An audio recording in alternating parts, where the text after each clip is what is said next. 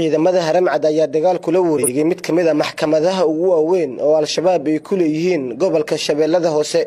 Dagaal qaraar oo u dhaxeeyay ciidamada dawladda iyo Al-Shabaab ayaa xilligan waxa uu ka socdaa deegaanka Basra iyo beerta Cali Mahdi oo ku taala inta u dhaxaysa magaalooyinka Balcad iyo Afgooye.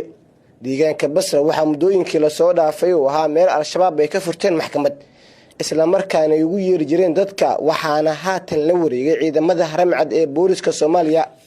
Wararkii ugu dambeeyay waxay sheegayaan in haatan uu socdo dagaal culus oo u dhaxeeya labada dhinac, waxaana jira khasaare gaaray labada dhinac ee dagaalamaya. Saraakiil ka tirsan dawladda Soomaaliya waxay noo sheegeen dagaalka socda ay khasaare ku gaarsiiyeen Al-Shabaab, iyaga oo tilmaamay inay burburiyeen maxkamadii kooxdaasi ay ku lahaayeen deegaanka Basra oo ah meel istiraatiiji ah.